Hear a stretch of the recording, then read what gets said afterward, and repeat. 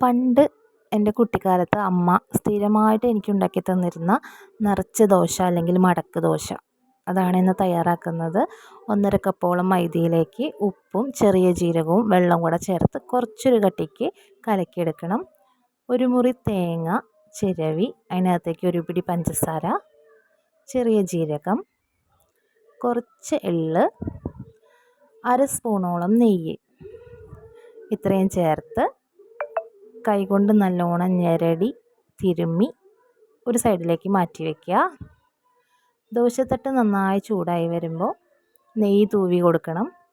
എന്നിട്ട് നമ്മൾ സാധാരണ ദോശ ചുടുന്നത് പോലെ ഓരോ തവി കോരിയൊഴിച്ച് പരമാവധി കട്ടി കുറച്ച് പരത്തി ഒരു സൈഡ് വെന്ത് കഴിയുമ്പോൾ മറിച്ചിടാം. ഈ ദോശയുടെ മധ്യഭാഗത്തേക്ക് നമ്മൾ തയ്യാറാക്കി വെച്ചിരിക്കുന്ന ഫില്ലിങ്സ് കൈകൊണ്ട് തന്നെ ചെറുതായിട്ടൊന്ന് പരത്തി കൊടുക്കണം. മധ്യത്തിൽ മാത്രം മതി കേട്ടോ. ഇനി ആദ്യത്തെ സൈഡ് മടക്കുക, എന്നിട്ട് രണ്ടറ്റവും ചട്ടകം കൊണ്ട് അമർത്തി ഒട്ടിക്കണം. ഫില്ലിങ്സ് പുറത്ത് പോകാതിരിക്കാനാണ്. അപ്പുറത്തെ ഭാഗം കൂടെ മടക്കി ചട്ടകം കൊണ്ട് നല്ലോണം അമർത്തി ഒട്ടിച്ചെടുക്കുക. നമ്മൾ തൂവി കൊടുത്ത നെയ്യിൽ കിടന്ന് ദോശയുടെ ഒരു ഭാഗം നല്ലോണം മൊരിയും. അപ്പോൾ നമ്മൾ ദോശ മറിച്ചിട്ട് കൊടുക്കണം.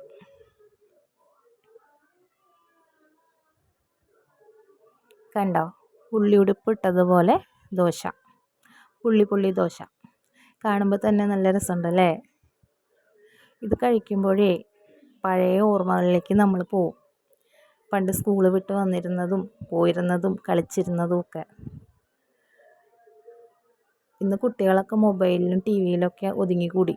പണ്ട് സ്കൂൾ വിട്ട് വന്ന് ഇതൊക്കെ കഴിച്ച് വയറ് നിറഞ്ഞു കഴിഞ്ഞാൽ ഒരു പോക്കാണ് കളിക്കാൻ അപ്പുറത്തെ ഇപ്പുറത്തെ വീട്ടിലേക്ക്, അല്ലേ?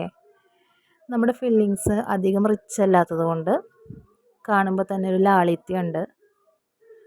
ഇത് കഴിക്കാനായിട്ട് ഒരു നൊസ്റ്റാൾജിക് ടേസ്റ്റാണ്. നെയ്യും ജീരകവും തേങ്ങയും അതുപോലെ കടിക്കാനായിട്ട് എള്ളും നല്ല മധുരവും കൂടി ആവുമ്പോൾ വല്ലാത്തൊരു എക്സ്പീരിയൻസ് ആണ് ഇത്. എല്ലാവരും തയ്യാറാക്കി നോക്കിയിട്ട് കമൻസ് പറയണം. എൻ്റെ മോൻ കഴിച്ചു തുടങ്ങിയിട്ടാ.